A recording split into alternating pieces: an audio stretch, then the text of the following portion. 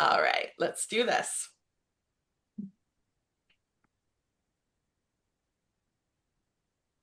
Welcome in, everybody. We're so excited to have you. And welcome to Plan Your Purposeful Garden. We've got Tasha Medve here. I'm just going to give it a couple minutes while people continue to trickle in. And Drew, if you can just make sure that we're recording here, that would be helpful as well. I'll introduce myself. My name is Carissa Kasper, and I work in digital customer experience in our marketing team at West Coast Seeds. I also run a business called Seed and Nourish, where we create vibrant gardens and teach people to grow beautiful food. So I really connected with Tasha's new book and all of the guidance she gives for people to do just that. So I'm so excited to have the chance to spend an hour with you, Tasha, and talk about growing our own food. Can you introduce a little bit about yourself and your journey and how the Purposeful You came to be? Yes, thank you so much for having me. So excited. So the Purposeful You is a lifestyle blog sharing home and garden. And I started it when I was expecting my son. I started going down the rabbit hole of sustainable living and non-toxic and what can I do for a healthier lifestyle. And gardening, of course, is one of those ways to bring just to bring a healthier lifestyle for my son. So when he was 3 months old, I started the Purposeful You and I shared my sustainable journey. And now we are here 6.5 years later, almost over 600,000 followers between Facebook and Instagram. And I really started sharing a lot of garden this past 3 years. And it's just been so fun to connect with people and the community and sharing how I garden. So thank you so much for having me, and I'm really excited to dive into planning a purposeful garden. And I'm seeing in the chat people are tuning in from all over the country. Do we have people from the US in there as well? Let us know where you're tuning in from in the chat. We're so excited to have everybody here. We've got a wonderful turnout, and yeah, it looks like we've got some people from the US. I see Maine. I see lots of places across BC and across Canada tuning in. And what I'd like to know in the chat is how did you come to know about Tasha? If you're one of the kind of OG Purposeful You audience, identify yourself. I'm sure Tasha would love to know you're here. Or you came, I'm seeing people came through West Coast Seeds, so you might be meeting her for the first time today. So so exciting to have everybody here with us.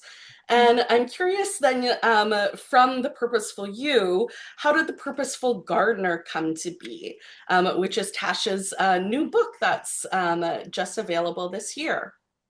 Thank you. Yes, it's so exciting to be out in the world after 2 years. So 2 years ago, I had a publishing company reach out to me as they saw the pumpkin arch and the pea wall, which is my two things I'm very famous for. And they thought, you garden in a unique way, and we want to share how you approach gardening and how you can inspire others to get inspired to garden, but also how to's. And so we just started talking about what can this book look like. So 2 years ago, we signed the contract. And over the past 2 years, I gardened 4 photo shoots and wrote the book the past, I guess, a year and a half. And then it came out in January, on January 6th. And I'm so thankful for all the support. We've still bestseller on Amazon in Canada in the garden section and number 3 in the US. So I'm very, very grateful. And I just want to inspire everyone to grow some food with whatever space they have. That's so exciting. Yeah, I think you've just had an incredible journey and so excited to kind of dive in a little bit more. If people are wanting to find the book, you can follow the QR code that's up on the slide deck. Or our friend Drew will put the link in the chat. Although it's going really fast in the chat, I love to see everybody so engaged and seeing where everybody's tuning in from and how everybody kind of came to find out about the event tonight.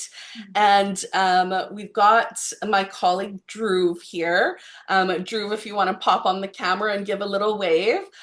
Drew is going to be in the chat with you guys all through the webinar.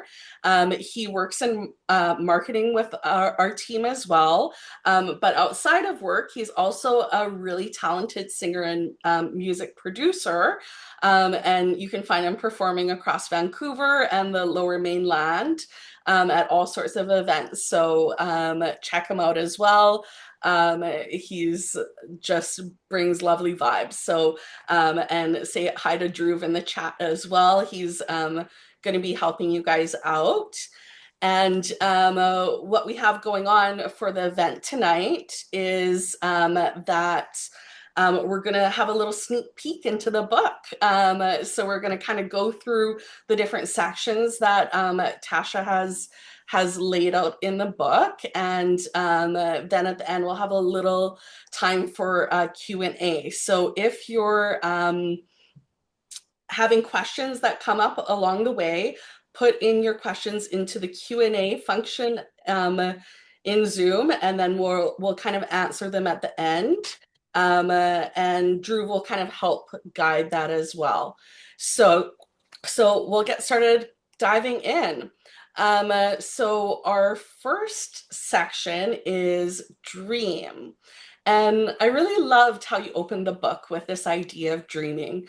For me, this is the greatest gift that the garden has to offer, which is the idea of hope. So I just feel that every time we plant a seed, for me, we're offering a belief in Mother Nature and the power of something small.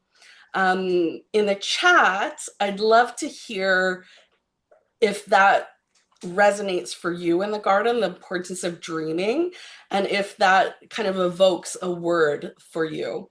And Tasha, I'd be curious if you can speak a little bit about what dreaming means to you and why you opened the book there. Yes, I think dreaming is the stage that is often overlooked. We think about gardening in March and we think, oh my goodness, and we already feel behind. And so the book starts with dreaming as I want to encourage people to get lost in the dreaming phase, enjoy the January, February, enjoy the stage before you're actually planting. And I saw in the chat some people asking my zone. So quickly, I'm Vancouver Island. I did say where I was from. I'm on Vancouver Island in Victoria, BC. So I'm zone 9, but not your Texas zone 9. I am a Canada zone 9. But we're 14 degrees here and I have some daffodils that are blooming. It's just a little bit of a weird year. So with dreaming, I believe it's a place that is so good for the mental health. It actually, the reason I chose to start the book with it is the dreaming phase helped me through grief when I lost our dog 2 years ago. And January, all I could think about was the garden. And so I do believe it can help us with our mental health in January when it's darker, or maybe we're grieving or we're going through something. And we can dream about the beauty of the garden, what vegetables and fruit we want to grow. And I just want to inspire people to dream, but also figure out what sort of garden they want to grow that year, because every year we can grow a different type of garden. That's wonderful. I really resonate with that too after the loss of my first dog. Spending time, I set up a hammock in my garden and I just spent the Mhm. summer there, and that's what helped me kind of through that period as well. So I also feel like dogs and gardens go hand in hand. So I wonder if a lot of people in the chat will resonate with that as well. Some of the words that I saw coming through in the chat: magic, potential, future, and all of that just brings such gives me tingles to Mhm. feel collectively that resonates with us. Yeah, so I think I'm excited to bring that forward through the webinar tonight. So you break down the elements of a garden that form one's garden personality in the book. And you've kind of given this really helpful infographic of how we can make that actually physically in the garden. But I'm curious, can you talk a little bit about how you found your own garden personality? I think we have to accept our personalities in life and really just work with what we find is joyful and what we actually want to look at. Some people grow gardens for other what they think they should grow. And so I wanted to inspire people to grow a garden for you, no one else but you, and what makes you happy when you walk through the garden. And for my husband is very much 50-50 of this garden. He built the whole garden and he loves the berries and he really enjoys it. And so for us, he's more of that like straight lines. And he even redid one of the garden beds when they were 3 inches off.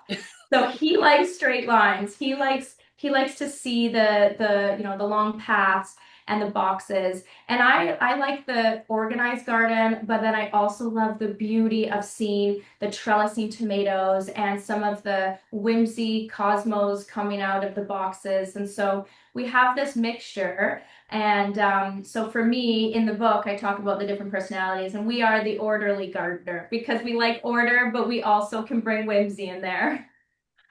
So these are the three kind of garden archetypes that you put in the book, and you're referring. I was curious which one you were. So you're the orderly gardener. We're the orderly. I'm curious in the chat which archetype people identify most with. Are you the orderly gardener? Are you the free spirit? Or are you the minimalist gardener? Um, uh, I'm seeing a lot of orderly, but I'm also seeing equally a lot of free spirit. So and a couple minimalists in there. So interesting. There's a big mix in the chat. And you referred at the start that kind of one of the things that you're most well known for, and one of the things that kind of bring you whimsy and that you've brought into the garden is these kind of really kind of show-stopping vertical installations. So what I loved learning though in the book, which I hadn't really known from following along in your social media kind of journey, is the traditions that have formed around these installations. So I'm wondering if you can share a little bit more about that. Yes. And the I think it's really neat if you can plan your garden around an event or something that you can bring people together. And it might be a friend, a spouse, it might just be something that makes you happy that you want to see that year, that every year you might have your tea beside this one flower as soon as it blooms. So I think we can look at our gardens when we're in the planning stages of how can we plan around maybe a tradition you create every year. And the wall of peas tradition is it all actually stemmed from our old place that we lived in, and we had a whole row of raspberries in a raised bed that was 20 feet long by 2 feet. And they got a disease, and we had to take them all out. And I thought, we were living with my niece and nephew at the time, and I said, they all love peas. Let's just see if we can grow a wall of peas. And we just planted so many seeds. So the kids planted so many, so I didn't even see the spacing. There was no spacing rules that night. And it was really successful. And then all of us just loved shelling peas together. So when we built this dream garden, I thought the east wall, you always want to plan your trellises and your vertical growing on east and north sides. So sorry, this is on our north side. And I thought we're going to make statement beds for the peas. And this will be our family tradition every year. The moment they're all ready, we rush out with that ladder and we harvest and shell peas and we eat peas for like 2 hours as a family. And I look forward to it every single year. That's lovely. And I love how you kind of turned, what was probably a very sad moment into something new, like you alchemized it in the garden. That's one of the things I love about the garden too. And I always kind of talk about the idea of composting in that way too, is like that's how the garden works and that's Mhm. how life often works, right? Out of some of the worst moments in our life, sometimes the best things kind of come. So yeah, so I love this idea of the wall of peas. You also have this show-stopping pumpkin arch. Can you tell us a little bit more about that? Yes, I saw. an Instagram account, and they put a pumpkin arch over their picnic table, and I thought I want to try that. And so we figured out how we were going to create this DIY. I wanted it to be not somewhere where we're going to hang out under, but more as a statement in the garden that you can see from a distance. And we built it, and all the DIYs are in the book. And we grew the moringa variety from West Coast Seeds, and it just turned out so beautifully. And I got very lucky because I think we just had it in the perfect spot of the garden. So in the book, I talk about, you want it in that full sun spot, you want it in a sheltered spot. We have big trees on either side. And it just became really, really famous pumpkin art. And it's been 3 years in a row now that we've done it. And I just love it. It's a statement that you can create, and you can. I kind of get creative every year. I look at it like a painting. Like, what am I going to plant in front? This year I did zinnias. Last year I did dahlias. So you just decide what you want to grow in front and what you want it to look like.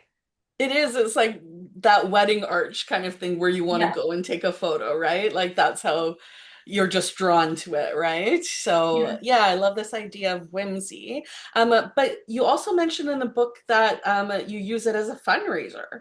Yes, so I do. And this happens. Really funny. I don't actually like eating pumpkin. I don't like pumpkin loaf. I don't like pumpkin. And the first thing I tell people when you plan your garden is grow something you love to eat. But I was more about that. I need to feel like this whimsical art. And so I ended up finding a recipe that I loved that was a pumpkin chocolate chip muffin recipe. But I only needed two pumpkins because you get 16 pounds. I get 16 cups of pumpkin puree per pumpkin. So I grow 20 to 23 pumpkins on the arch, 10 plants.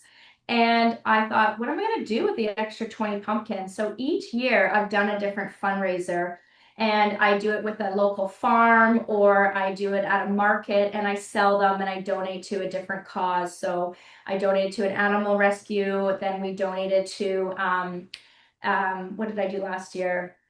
I did the Alzheimer's Society in honor of my grandmother. And so each year, I actually turn this pumpkin arch into how am I going to give back? And even if it's only $200, that counts. And it makes it feel really purposeful to me. And you can only eat so much pumpkin. But the joy that it brings is absolutely worth the space and the time, for sure. Uh, Absolutely. I'm seeing a few questions in the chat about the pumpkins, so let's just touch on those quickly before we move on. So, a question from Stella, are the individual pumpkins supported or do they hang without supports? Yes, great question. Um, in the book, I can even try to show actually, there is a DIY so that people can see the structure underneath. So it is two two cattle panels with fence posts, and I do 5 plants on each side, about a foot of compost-rich soil, and they will grow up, and I will slowly weave them. And I take a little bit of time weaving them through. And if I see a pumpkin growing on the top or the bottom, I make sure it doesn't get stuck in the actual trellis, because you can grow if it grows in the middle, then the pumpkin's just going to get stuck. So I do train it, and I plant it on June 1st every year. I don't plant it early because I harvest at the end of September so that it will still look like this and the mildew won't hit it. So yes, that's kind of how I grow the pumpkins. Awesome. And then a couple of just quick questions from Shara and Lori. So, can the pumpkins be planted in pots? Is from Cheryl. Yes, okay. So I actually do a hybrid to ensure success. I start 6 of the plants inside. I'll do 10, and let's say one or two don't make it. Then I direct seed. So I actually do a hybrid. I start some indoors, harden them off, and then I plant them on June 1st. But I also interplant seeds, and I usually end up planting 12 on each side and 10 or 6 on each side, so that 5 plants will survive.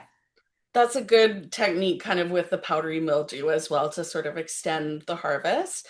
And I don't know if the question was like, can you grow pumpkins in a pot? For that, I would say probably not. they tend to take a lot of nutrients out of the soil, so a pot isn't quite going to have enough resources to support the giant plants. But there was a question from Lori, can you do this with cucumbers or similar? That would be a great crop to grow in a pot, and you could probably make an arch out of that similarly as well. Have you ever tried any other crops on this arch, Tasha, besides pumpkins? Not yet, but this year I did put a poll out on the Instagram to say what should I grow because it's been 3 years now and I got my photos for the book. I'm thinking I might do butternut squash because I just cook with it so much in the fall. You can do watermelon, you could do loofah, you could do cucumber, you could do your new vining zucchini. I love your new vining zucchini variety, the Ola. So there's a lot, almost every plant that can grow vertically, you can absolutely grow on this arch. Awesome. Beans, if you want a full, celebration bean arch, that would be really neat too. Cool. All right, let's move on. The last kind of showstopper that you highlighted was your entrance gate. Can you talk a little bit about that one as well? Yes, I think it's important to create a feeling that when you walk into the garden, there's a definition. And we do a border bed on each side of our vegetable garden with perennials, but we decided to do an oversized gate in honor of our dog, and we planted roses on each side so that she would greet us every time we came into the garden. She was with us when we built the garden. She did see it, and I feel really grateful. And now every time I walk in, she's just saying hello to me, and it's just a really neat thing that you can bring meaning into your garden. It's not just vegetables, it's not just flowers. And so that entrance gate I thought was really neat because I can also grow vertically on it. So we did do climbing roses, but I interplant beans and I do the celebration beans to celebrate her every year. So I think you should utilize your entrance gate as another way to grow vertically and grow food. But it also acts as a way to just release once you've come into your garden. Like this is your happy place. That's really beautiful. Thank you for sharing that. Um, I'm just wondering if you can share the name of your dog so we can say her into being, right? Oh, And thank you. in Yes, remembrance. Zoe. Zoe is our precious, precious, beautiful girl. And yes. And I share Beautiful. about her in the book. I think it's so cool that I can honor her in the book, and there's a photo of her. Mm. My dog that I lost, his name was Truman, and I'd love to hear in the chat if anybody has beloved pets that they would like to speak into being in their honor. I'd love to hear their names in the chat. And we'll talk a little bit more about this later on in the webinar as well. Oh, I'm seeing such beautiful. I Oh, I had a Zoe in know. the chat. Oh, So many. oh, I'm sorry for everybody's loss, and we're so lucky to have them, but it's never long enough. Um, so one of the things you kind of showed in the book when you held up that you have the pumpkin arch kind of nuts and bolts, and that's one of the things that I really loved about your book is that all of these kind of projects you give the practical DIY so that people can create them in their own spaces as well, or whatever version of them might work in their space too. So that's just kind of a little look of what that looks like. And you do that also just for the raised beds, and your book focuses specifically on raised bed gardening. And I'd love to hear in the chat, are you a raised bed gardener? Or do you garden in ground, or are you a container gardener? I'd love to see kind of who's tuning in. And Tasha, can you share more with us about why you love this style of gardening? The main thing is time management. I like the aesthetic look of it, but I we did have an in-ground garden at our last place for vegetables, and it was just I remember crying over all the weeds once a bindweed got in, and I just thought it's more manageable for raised beds. I also decided to focus on it because I want other people to start a garden and they can put one raised bed in their backyard and grow food and feel they can do it and just manage one space. And so for me, I thought I am not a farmer. There's so many wonderful people that farm that share their practices, but I want everyone to touch their hand in the soil. And so that was something that I thought was important. I do a mixture, and I do talk about in the book. I have rows of flowers, and our berries and our strawberries or our raspberries and blueberries are all in ground. So there is a place for raised beds, and there are some other ways like garlic. I do way better in ground than in raised beds. So I think there's this mix that you can do, but it also is so accessible for many people. You can, you can sit on your knees and garden. You're not bending over as much. And it can help with critters, but not really. In the book, I talk about how, to get critters out of your garden. Bunnies and quail, they're still eating my lettuce. So there's a lot of ways to garden, but I think there's a lot of benefits to raised bed gardening for the majority of people to be able to start gardening. Yes, that's definitely been my experience as well, is, you know, just to get started, if you start with the raised bed and then you can kind of add on and expand from there, but it kind Mhm. of helps you in a manageable way have success so that you can kind of build on that success as you go. So I love that that's kind of where you're bringing people through. And if someone's setting up a raised bed garden for the first time or upgrading an existing space, can you recommend some design tips to help them get started? Yes, number one is sunlight. Know your sun, because a lot of people think they need 6 hours plus sun, or or they don't realize that this area is only getting 4 to 6 hours of sun, and they're wondering why their tomatoes don't grow. So understanding your sun is really, really, really important. And there's sun apps like the Sun Seeker apps. You can track your sun all through the year. So I know which beds I get sun in the winter, because I've tracked it. So learning which ways to put your raised beds is important too. So go off of the sun. I talk about you can do north to south and east to west. I don't think there's a real it just the biggest thing is planting all your tall crops and your vertical growing on your north and east side always. But if someone's starting for the first time, measure your space, plan it out, see how many beds you can fit in there. I talk a lot about an 8x4 bed is an ideal size.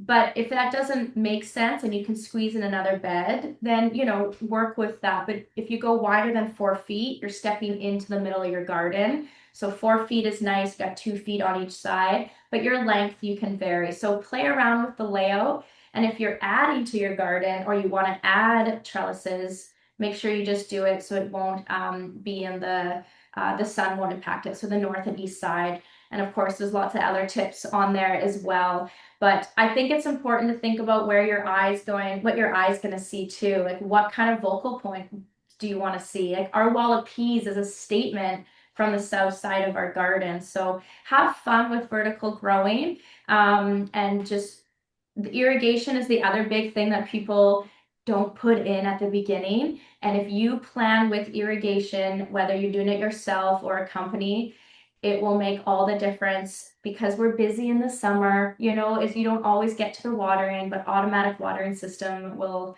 you'll be so thankful for it. Definitely. I think all of the ways that we can kind of build gardening practically into our lives and Mhm. kind of make that initial investment in planning and kind of how you're building things out, material investment. You're setting yourself up for success in the long run, which means you'll actually go enjoy the process of gardening rather than feeling discouraged by it. Mhm. So yeah, definitely a big advocate of that. And then once they kind of have the garden in place, how might they start to plan what will go inside the beds? Can you give some tips there? Yes, and I know a lot of people are here tonight for the planning stages and how I plan the garden.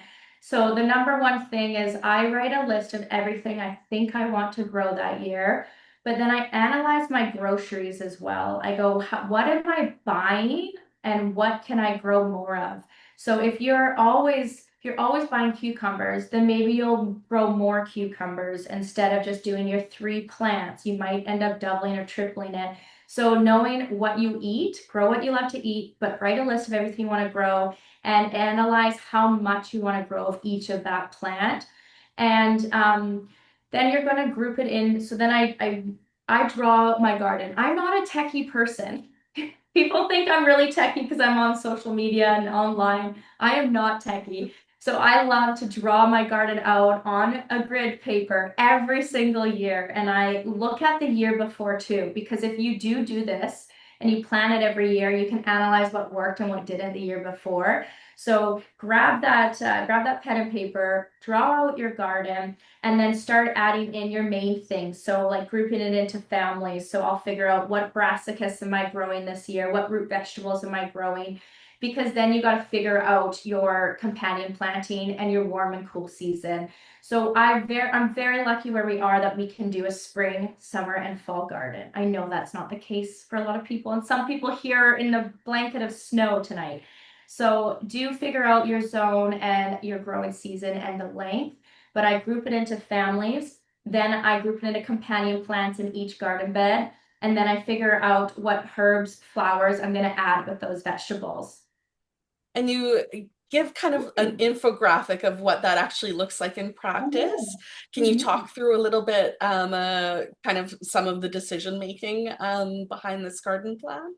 Yes. Okay. So yes, I'm so excited that we're sharing one of these. So this is an example of a cool weather, a cool crop bed, and this is an 8x4. So you'll see I plant densely. I think I don't mulch. I plant so much where I don't have very much soil. So the carrots, this is a row of carrots, a row of leeks, a row of onions, and green onions.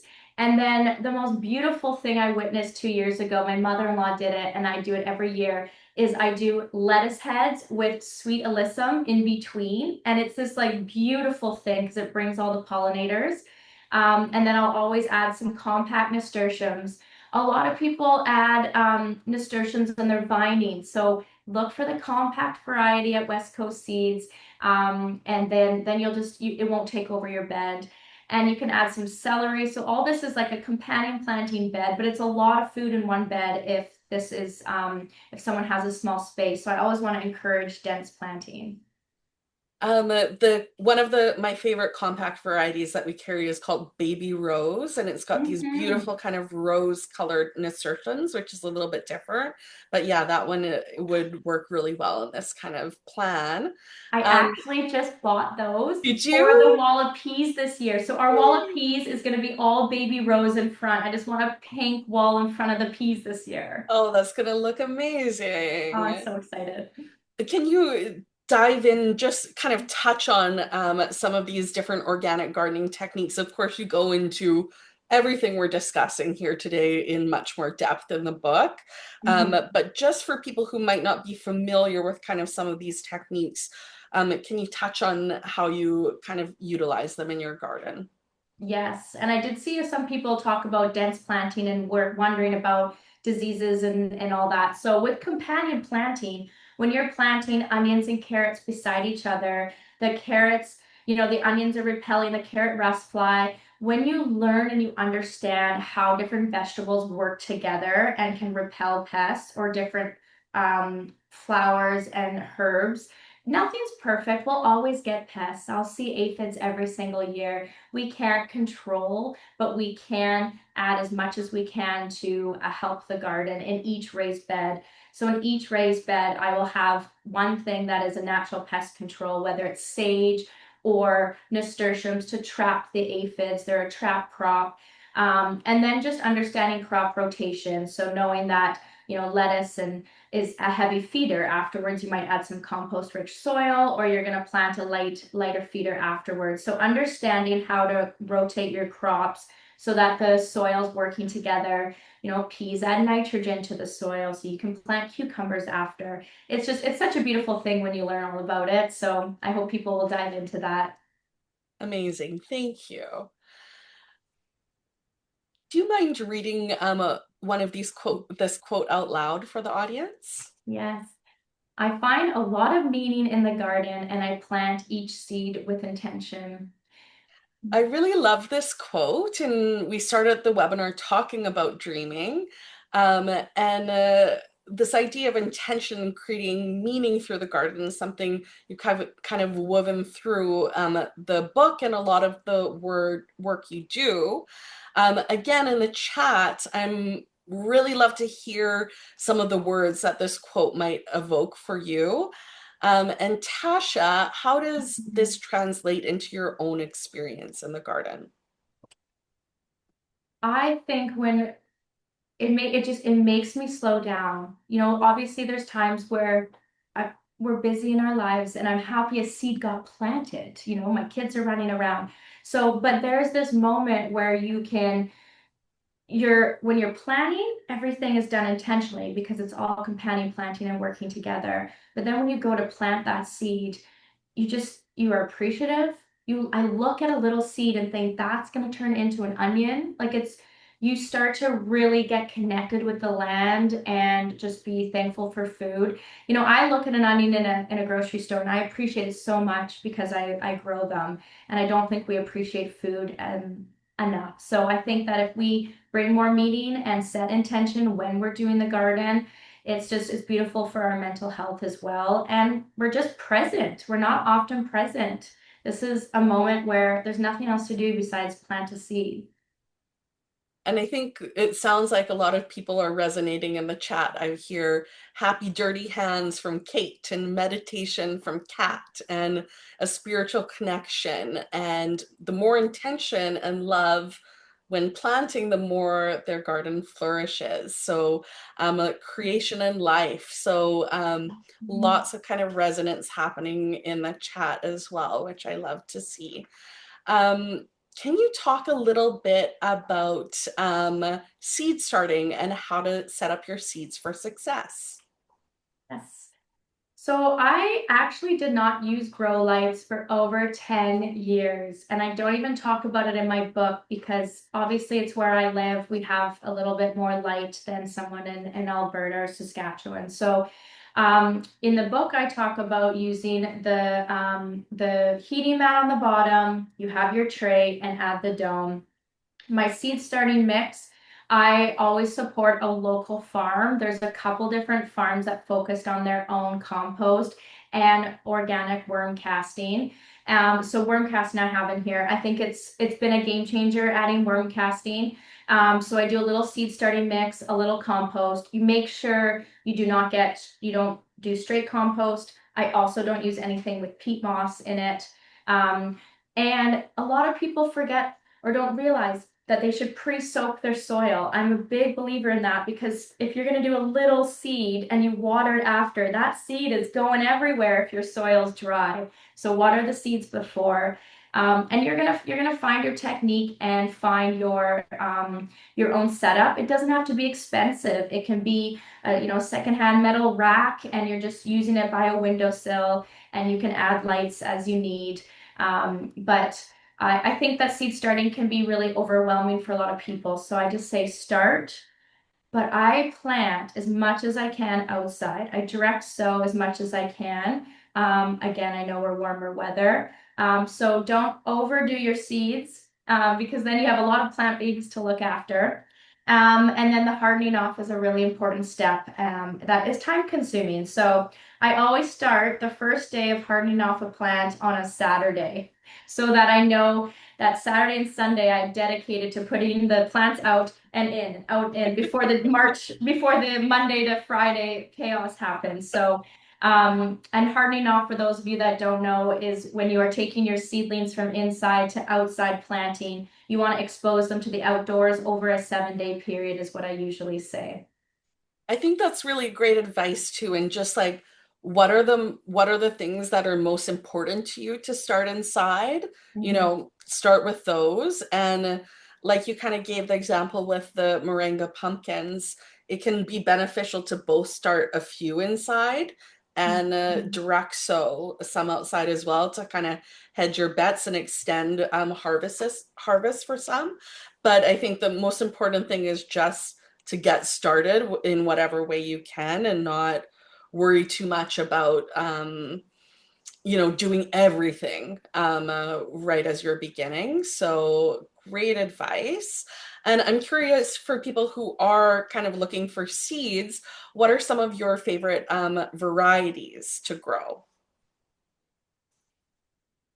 Um, for me, are you going to talk? Okay, we're going to do the vertical growing later. We're going to do some of the other ones right now. So Yeah, just so everyone just kind of knows. your general kind of top Yeah. 10 veg. And for people as well, we have a collection up on West Coast Seeds from Tasha where you can access these too. So check in at those. But I'd love to hear a little bit more about kind of like why you enjoy these different varieties. Yes, okay. Well, we'll go off of the ones that are on here too, so people know.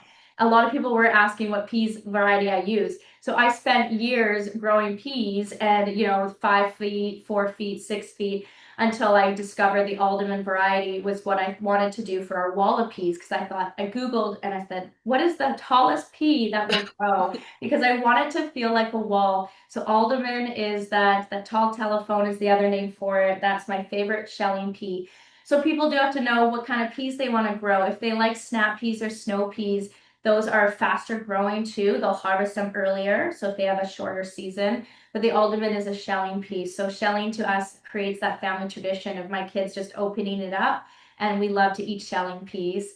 The moringa variety is the one on the pumpkin arch. I love it. The sweet million is my favorite vining tomato. I'll get into some vertical growing techniques later in the seminar, but the piccolina for the cucumbers, French breakfast. I feel like I grew so many different types of radishes, and that's just the one that produces the most for me. So if people are, it's really fun to try different varieties and obviously experiment. But when you find a tried and true variety, stick with it because it'll make the gardening experience more enjoyable, and you just know that that's going to come up every year. So that's my little take for that. But definitely go check out the collection with West Coast Seeds. Oh, I'll talk about Swiss chard. I love doing like they're like pancakes, but they're chard cakes. And I grow so much chard, and people go, "What do you cook with that?" Like they're so sick of chard. So they do get a little. If you do buy my book at the end, which we'll talk about, I do share a mini recipe book with everyone. And so the Swiss chard is something that I love because it also is like growing the rainbow. I like looking at Swiss chard. But yes, I share a lot. Dragon tongue beans are fun with the kids, and the lettuce blend. So there's a lot of different varieties that just work and that come up every year for me that I just stick to. And I just encourage everyone else to do that. Debbie's looking for another recipe for Swiss chard, so I'm going to share mine, which was given to me by my aunt. It's not so much a recipe, but a tip. And what she does is because oftentimes in the summer, lettuce will start to bolt. So it's hard to continue having green salads through the summer. She uses Swiss chard as the basis for her green salad, but she takes an avocado and massages it into the Swiss chard, which kind of softens it up and helps dressing cling to it. And it's such an enjoyable salad. So I've started using that tip, and it helps me go through my Swiss chard because I also love to grow it because it's a beautiful, like a crazy plant. Like, where do these colors come from? I But know. yeah. I know. And that's a really good point is a lot of people think you're supposed to do Swiss chard so tall and one big plant. I actually dense planted last year just like I would with lettuce. I sprinkled it and I just cut it and I kept cutting it like baby greens for the salad. So you Ah, can just do it for baby salad mixes as well. great idea. Do you mind reading this quote aloud as well for the Mhm. audience? Our society moves fast, and success can often be based on how much we do. And I give you permission to leave those thoughts behind in the garden. I just found this to be such a lovely quote and one that I definitely relate to. Mhm. Um, and I feel like in my circle, I've just been having so many conversations lately about around striving and kind of learning to let go. And that's where the quote spoke to me. I just feel often our identities just get so wrapped up in titles or outward accomplishments, and really, when it comes down to it, nobody cares about those but us. So I'm curious in the chat if you can relate. I'd love for you to write the word purpose so we know you're there and that you're feeling this idea too. if you are. And Tasha, can you speak about how the garden has helped you through these experiences? Yes, I found the best version of myself in the garden. I was in the sales industry and I started feeling really numb and soulless. And I just realized that my identity was that corporation that I was working for, but I didn't feel anything. And I only feel when I'm in the garden. And it kind of, it took over and I couldn't stop thinking about it. And I ended up leaving the corporate world and said, I'm going to garden. And do people understand my life and my work? No. But I don't need this when you let your ego go and you do it for yourself and you write a plan each year and a business plan for yourself and what works for your life, then you're just living your true life. And I want people to feel that. And I want people to get lost in the garden if they are in a big job and they might love their job, but this is also a way to just let go and just get lost in the garden and just watch those bees. And I just wanted everyone to just feel a moment when they were reading that book. I feel like, yeah, the garden is, you can't have an ego in the garden because you're not in control, Mhm. right? So I always tell my clients when I'm starting to work with somebody new, every year, if you have one crop that does really well and one crop that's a total failure, that's a success because you're going to learn more from the failure crop and not just about how to do it better next year, but about how to move through failure and kind of come back with hope and potential. So I really, yeah, appreciated this permission that you're giving readers. And the fact that you're bringing this meaning throughout the book is, yeah, I really connected to the book. And when we think of the most supportive players in our garden's life, Mhm. for me, those are beneficial flowers. Can you speak a little bit about how incorporating these flowers into your garden has helped with natural pest control? Yes.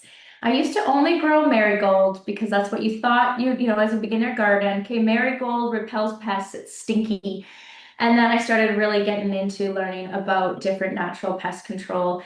Sweet alyssum is so neat because it brings the pollinators. It adds as a cover crop. It will cover. My favorite is planting sweet alyssum underneath the brassicas. So I will have 6 Brussels sprouts or 3 Brussels sprouts, 3 broccoli, and I plant a blanket of sweet alyssum underneath because they bring in the wasp, but they also have a scent that will repel aphids, and I find that it does help. And so adding a few of these flowers to the right vegetables is something that I'm slowly learning. And I also just wanted people to make note of, okay, I'm going to plant the calendula beside the carrots because it can repel the carrot rust fly. So learning about what flowers and beneficial flowers can do. And you can start it from seed or you can purchase at the nursery. I don't want people to feel like they have to do it all. And this is a great way to bring color into your garden too. Lovely. Yeah, I love the way Alyssum looks in specifically in raised beds and how it just kind of Mhm. spills over. And I like your idea of interplanting with the lettuce. I'm going to try that technique out this year. Um, can you share some of the other sustainable practices that you've used that people might be able to incorporate in their own gardens? Yes, I think before we just go out and buy all the plastic and buy everything, think about what you already have. I reuse if I'm going to buy a 6 pack of, petunias or pansies at the nursery, I'm going to use that 6 pack again. And so reusing as much as you can. Plant tags. I have a lot of fun with plant tags. Do I always label? No. Do we think we're going to remember? Yes. But the plant tags, you can use popsicle sticks. You can reuse tags from the nursery and write with a Sharpie a different plant. So there's a lot of different things. But my biggest thing with sustainability is long term. What build those trellises, build those beds. Wood will last maybe 10 to 12 years. I will mention, I saw some people asking about the wood. We did it from a local mill, and so it's nominal. So it's true 2 by 4 pieces, and that will give me an extra 2 years because it's a quarter inch bigger than what you would get at the lumber store. So, and getting natural wood that is grown in your area is really important for long term. So, thinking of long term with wood and metal, I love my metal raised boxes, but I also create trellises with sheep fencing. We had a whole bunch on our property. A lot of farms are always getting rid of them, and you can do your sheep fencing. That's what we use for the wall of peas.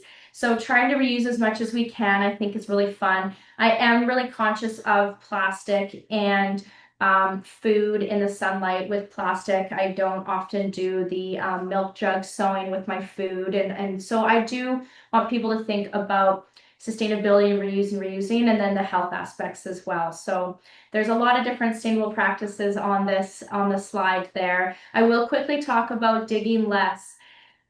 I just cut down a lot every year. I still have all the zinnia plants. They're all still out in the garden. I cut them only this big and I let all the roots stay in the ground. Anything that doesn't have disease, you can let it stay in the ground over the winter. And when I pop it out, when I go to plant it in March or April, there's like no roots. It's just the microorganisms are working under there and everything's breaking down. It's this beautiful thing. And so I actually don't dig in the garden. The only thing I would dig is for carrots because carrots need the soil to be loose and I'll add some sand. But trying to dig less and cutting down and not ripping out plants all the time and disturbing your soil is really good for your ecosystem.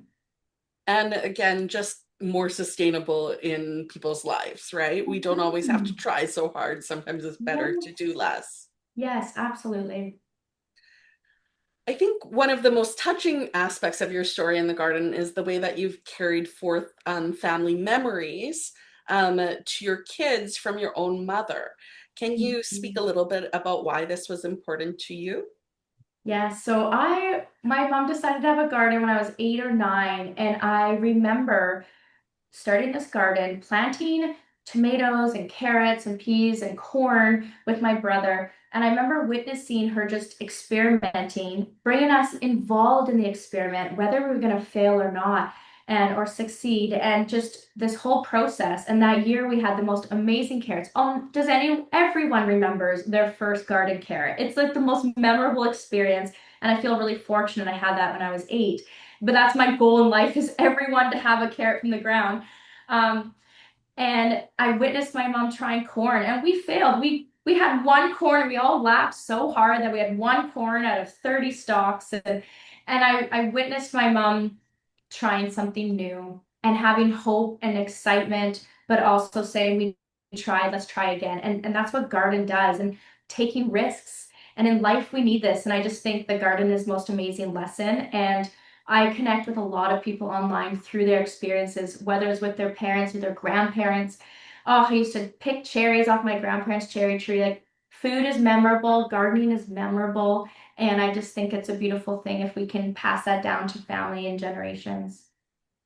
I'm going to speed through kind of your best crops for kids list. People can Mhm. screenshot or kind of take note, but definitely I think that idea of memory in the garden, every time I talk to somebody and ask them, how did you start gardening? It always is, well, I remember pulling weeds in my mother's garden and I hated it at that time, but now she's gone and I would give anything to do that. Or that taste of the first apple from your grandmother's apple tree in the front yard.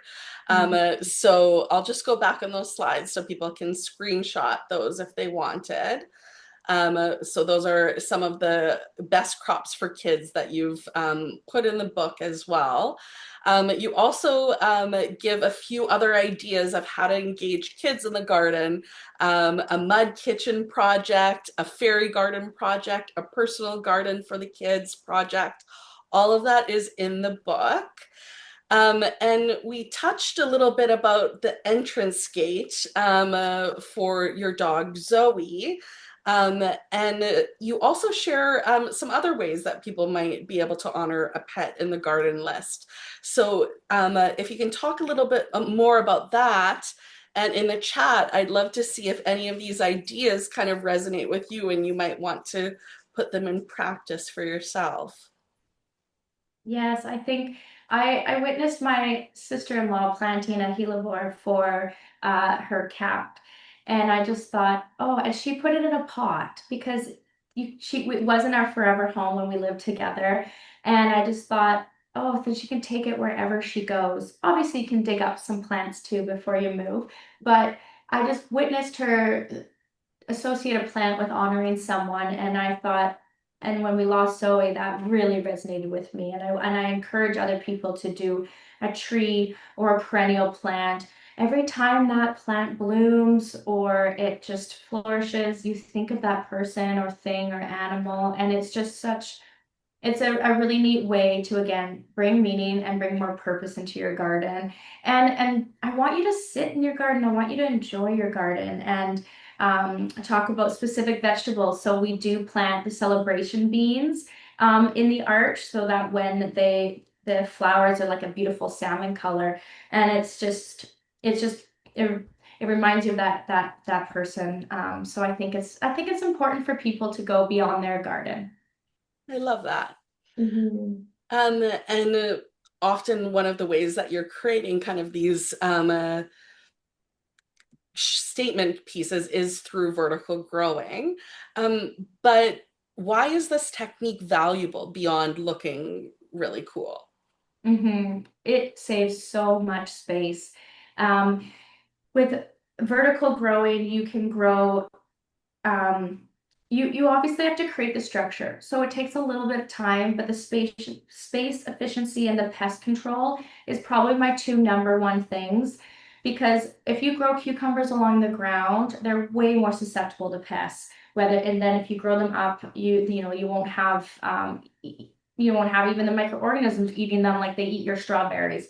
So growing vertically is something that you can do to save space, and you can grow on one side of your garden bed, and then you have your whole garden bed in front. Um, and also, I think just being able to harvest at a nice eye level, and I love vertical growing in raised beds. A lot of people grow, you can grow vertically in the ground too, and the pumpkin arch is in the ground. That's not in a raised bed. I find the airflow and if you prune properly, so I'll quickly touch on pruning.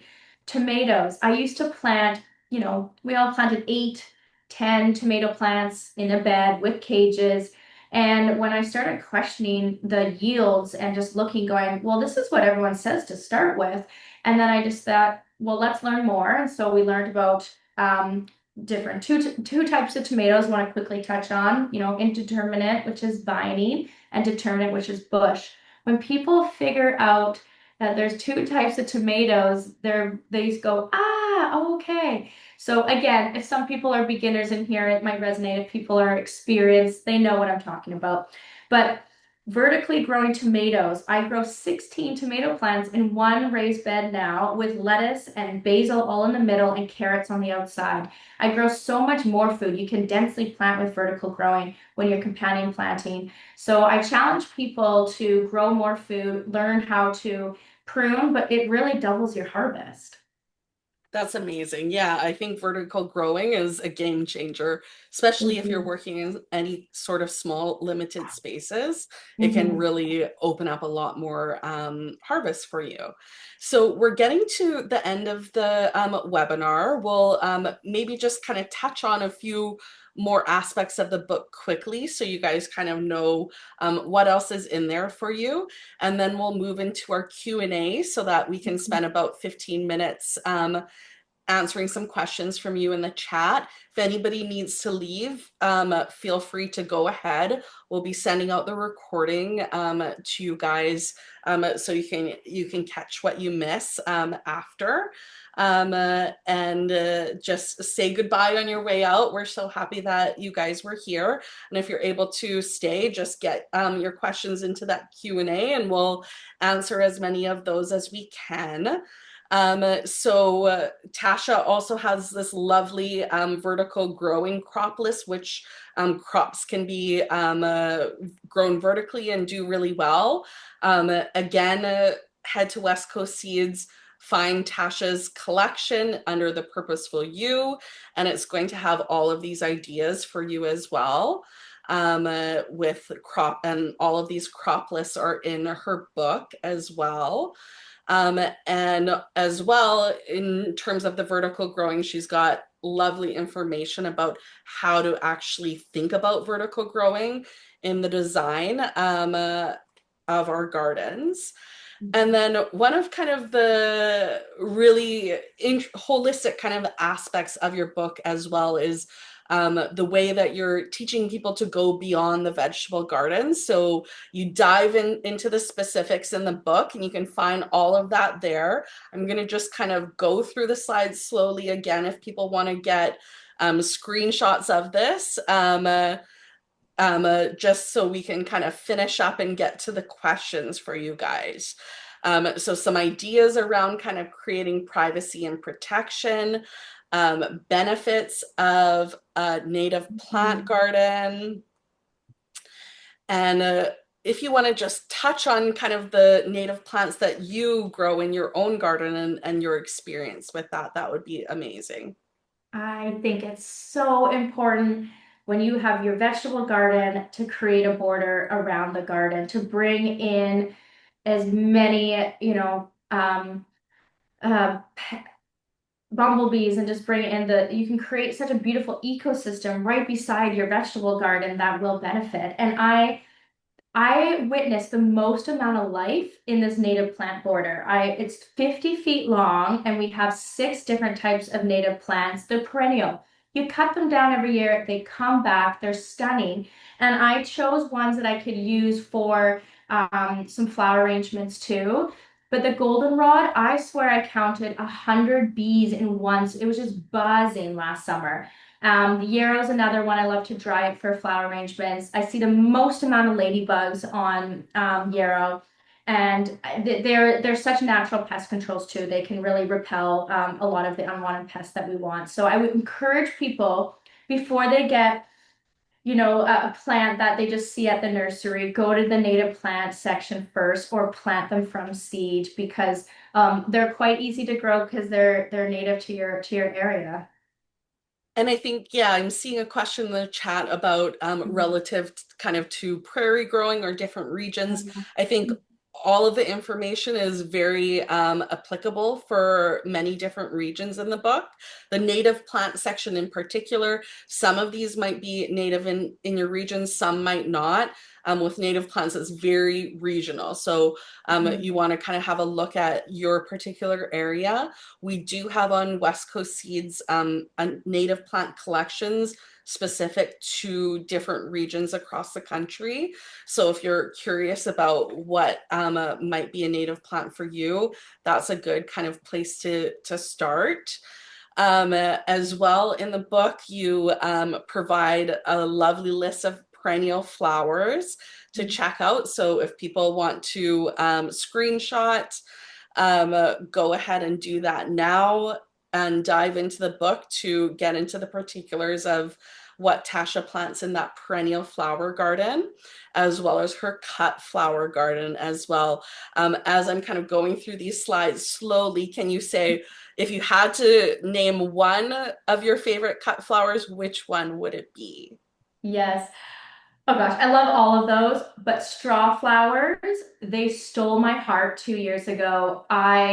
I just love growing them. They're just the coolest plant. And I start them inside. Their seed needs sunlight to germinate. So you sprinkle the seeds on top of your soil. Start them in a polytunnel greenhouse or indoors. But I also I love that you can dry them. So they are the exact same color 2 years ago after I harvested. So I have bouquets all over the house and it just brings color. So straw flowers, I think, are just so neat. Number two would be zinnias because seeing sleeping bees in the morning with my morning coffee in the summertime is just my absolute favorite on the zinnias. Lovely. And if you can kind of close out this session by reading this quote aloud. Mhm. Yes. As you keep planting with intention, remember that every harvest, even the smallest one, is a victory worth celebrating. And I think this is so important because like we talked about, society makes you think you're supposed to do big things. And we have to be thankful for the small things and we have to enjoy the small victories and the small wins. And if you can find something every day that feels like a win, I think it's just really important. And it's a mindset thing. I think this book, I wanted people to have a bit of a different mindset around gardening, um, and a mindset shift so that they can just appreciate the garden a little bit more, but also just know they're doing a good job. They're doing it. They started a garden and they should be proud of. I love that. What a lovely way to end. We're going to jump into the Q&A. I see a lot of questions in the Q&A.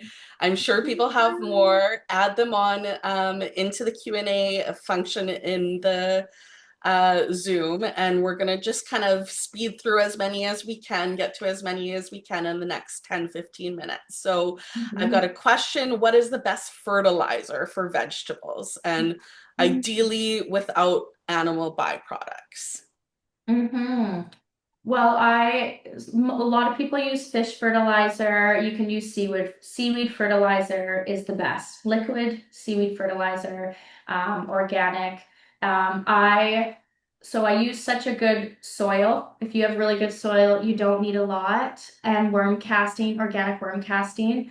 I fertilize maybe 2 to 3 times throughout the whole season. I don't spend a lot of time fertilizing. There are some plants that need more. I will probably do the pumpkin arch, maybe once a month. And you're just putting a very little bit in water. So I would say seaweed fertilizer would be my number one. And I use Gaia all-purpose once in a while too, with onions especially. I find some crops work better with them. Awesome. Yeah, I love Gaia 444 for sure. But Yeah. I also am of the mind compost first, worm castings as support, and Mhm. fertilizer as kind of your third least Yes. important of all of them. Hmm. And what else do we have here? I'm especially interested in companion planting perennials and native plants. That's interesting. Is there any info on that? Is That's a that great something you've question. tried? Yeah, not in the book as I separated. One thing to know is native plants are they grow very, very fast. So they will most likely take over your perennials unless you have another plant that is growing just as fast. So it's not even more about companion, but it's more about how fast each plant grows. And I would group them in that. If there's another fast growing perennial, then you can grow a fast growing native plant with that. So that would be my number one thing to grow together when you're looking at growing them together. And from Sandra, I'm interested in combining food and cut flower gardening in raised beds. Is that something you've done before, or any ideas for companions?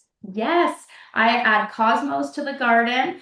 I add them to the corners or the north and east sides of the garden of your bed, because they can grow tall and they can shade your plant. That's one thing that if you are growing tall cut flowers, you don't want it to shade what you're growing. I've done it before where I've had on the south side the snapdragons. They went to 3 feet tall, and my hot peppers did not see the sun. So know where you're going to plant your cut flowers in your garden. But I do calendula as a herb and a cut flower. I add that. Cosmos, snapdragons. Snapdragons are beautiful in vegetable gardens.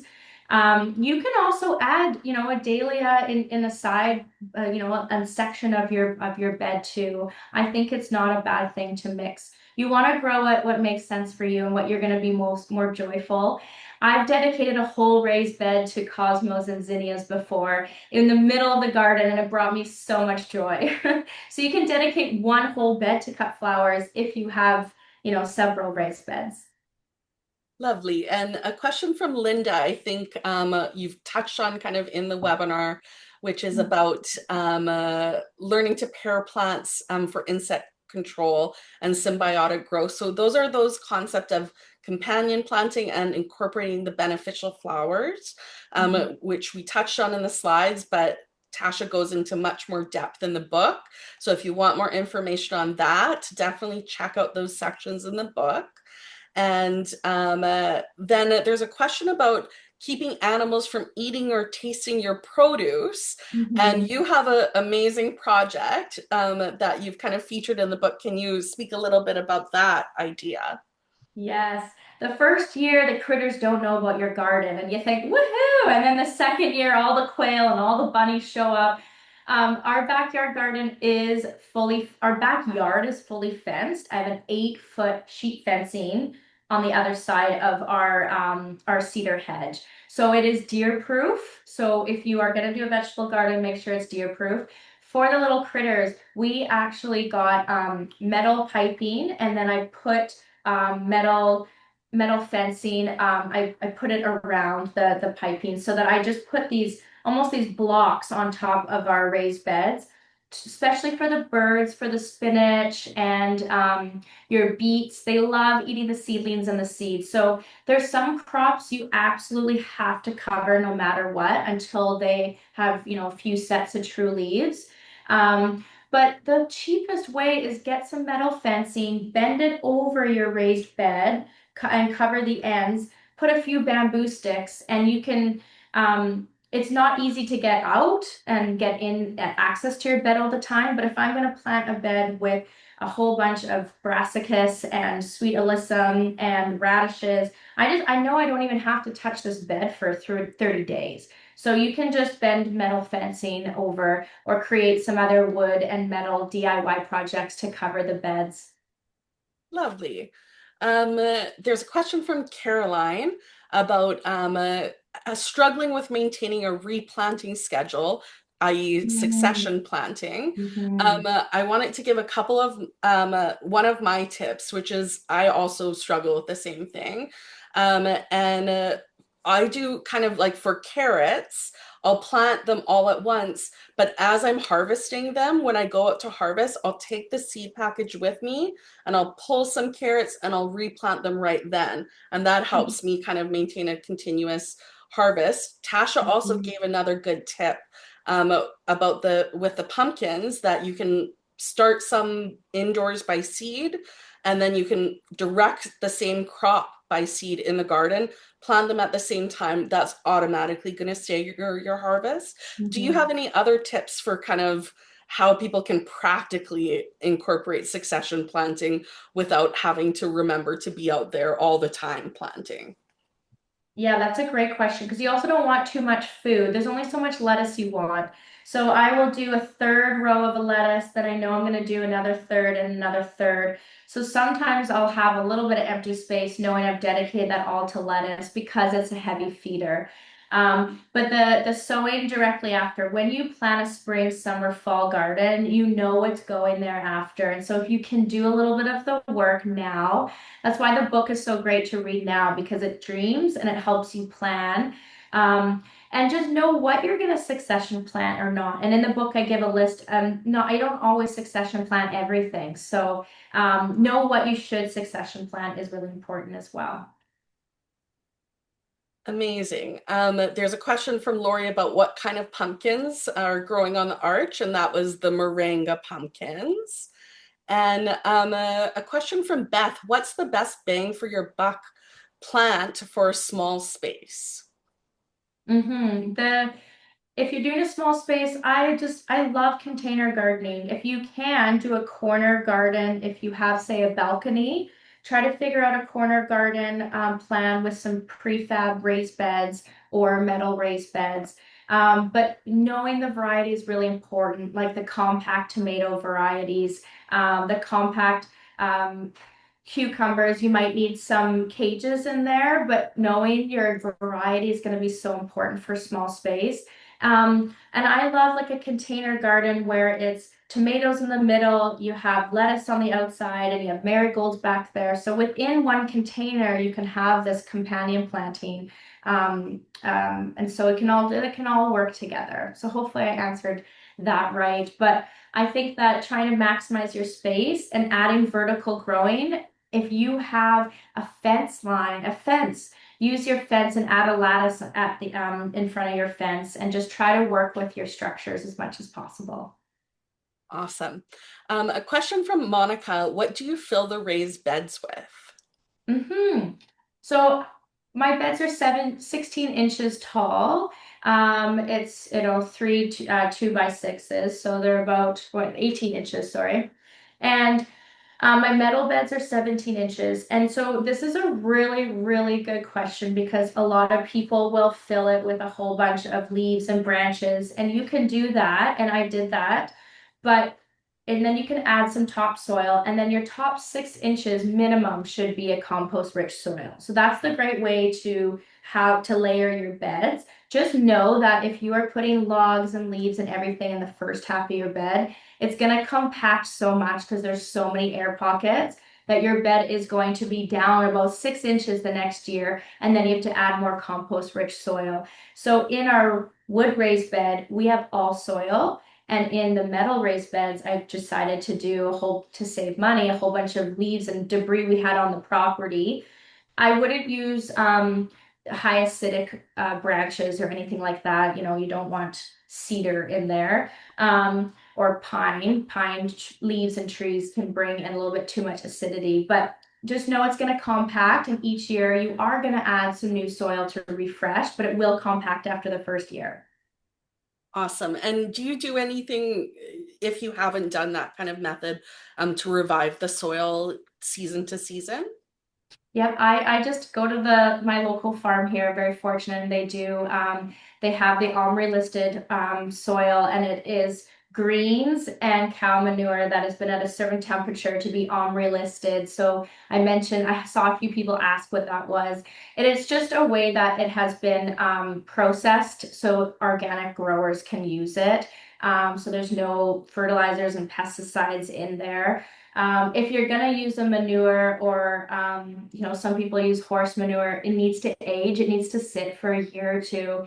That is a big reason why some people don't have as much success as they thought, is the compost was actually too fresh. So doing a little bit of research on the soil that's best in your that you have access to is really important. Awesome. And then the final question comes from Angelica, and she's wondering, does the book give examples of garden bed companion planting? And I just wanted to share that we've touched on the surface of this book through the webinar. It's just chock full with information. She goes into crop by crop information to help you get started. Lots of more in-depth information on companion planting, all of that beyond the garden information that we just touched on at the end and kind of sped through. There's so much in there, we couldn't possibly get through it in the webinar. And I think it's just such a solid foundation to get people growing. So buy the book. You can find it in the QR code here. There's a lot more questions that we didn't have the time to answer. You're going to find a lot of those answers in the book. Follow Tasha at the Purposeful You on social media. You can find a lot of information there as well. Ask her your questions. Follow West Coast Seeds. We're always trying to help you guys be successful with growing food and the garden. And I just wanted to also share that for people who are purchasing the book today, Tasha has generously offered a special purchase incentive. Tasha, can you share a little bit more about that? Yes. And I've only shared this with you, but I had a whole other chapter of the book, but it was over 200 pages and they cut out my whole recipe section. So I created a book, and these were going to be in the book, but it's an ebook that I wanted to share with everyone. Mini recipe book, and it's just a way to use your garden goodness. And also the potato leek soup.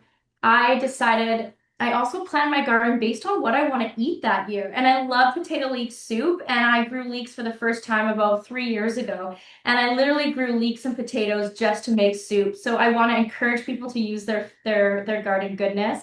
There's 10 recipes in here, and I just want everyone to have a little bit extra if they do buy my book, as I'm just so grateful for all the support. And I just want to inspire everyone to be in the soil and enjoying their harvest. Amazing. And for anybody who makes that purchase over the next 3 days, email Tasha's team at book at thepurposefulyou.com with your receipt, and you'll get access to that mini recipe book that Tasha mentioned. So thank you, Tasha, so much for joining us today and sharing so much, so generously. It's been a delight, and your book was amazing. I really enjoyed it. And I'm so excited for everybody to be able to dig in and get started in their gardens this year, or level up if it's something you've been doing for a long time. And thank you, Drew, for being in the chat and helping everybody. And thanks everybody in the audience for saw so many people jumping in to answer each other's questions, so many people sharing little moments of their own experiences, and we could feel you here with us, and we really appreciate you taking time out of your Wednesday night to come here with us. So everybody's going to get the recording emailed to them tomorrow. And yeah, thank you so much. And we'll see you in the online world, and hopefully talking about this book. So have a great night, everyone. Thank you.